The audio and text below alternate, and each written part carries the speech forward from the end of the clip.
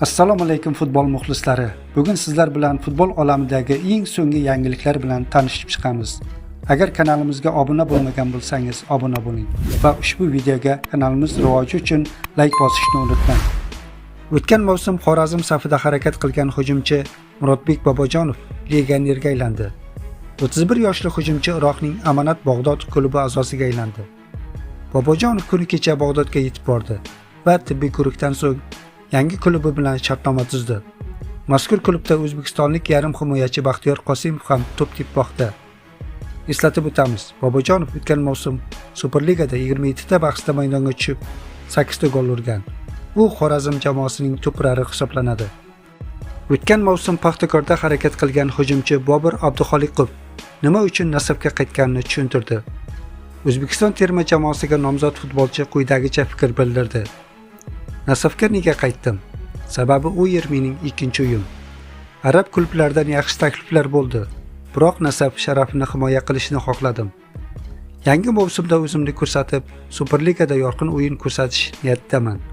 Nasib bo'lsa terma jamoa bilan jahon chempionatida qatnashmoqchiman, dedi 28 yoshli forvard. Saudiya Arabistonida o'smirlar 23 terma jamoalari o'rtasida Osiyo Kubogi o'tkazilmoqda. Mazkur musobaqada O'zbekiston o'smirlar 21 terma jamoasi C guruhidan joy olgan bo'lib, 3-turda guruh peshqadami Janubiy Koreyaga qarshi bahs olib boradi. Ushbu bellashuvni Omonlik hakam boshchiligidagi brigada boshqarib boradi. Ma'lumot uchun uchrashuv 13-yanvar kuni soat 16:30 da start oladi. Ikkinchi turda Ravshan Haydarov shogirdlari Eron bilan durang o'ynagan. Yigitlarimiz hozirda 4 ochko bilan turnir jadvalida ikkinchi o'rinni egallab turibdi. Toshkentning Lokomotiv klubi qishki transfer oynasi vaqtida Real Madridning sobiq futbolchisini o'z safiga qo'shib olish borasida muzokaralar olib borgan. Jurnalist Narzulla Soydullayev xabariga ko'ra, Superligaga qaytgan temir yo'lchilar 2 karra UEFA Chempionlar Ligasi g'olibi Xesiga 1 yillik shartnoma taklif qilgan.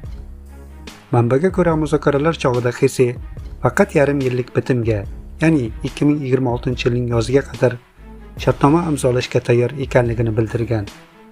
Tomonlar aynan shu masalada kelishuvga erisha olmagan va muzokaralar to'xtagan. Hozirda Xesi Ispaniyaning 2-ligasida ishtirok etuvchi Las Palmas klubi sharafini himoya qilmoqda. Transfermarkt portali 32 yoshli futbolchining bozor qiymatini 300 ming yevroga baholamoqda. Joriy mavsumda Xesi Ispaniya 2-divizionida 12 ta uchrashuvda maydonga tushib, 4 ta gol muallifiga aylangan.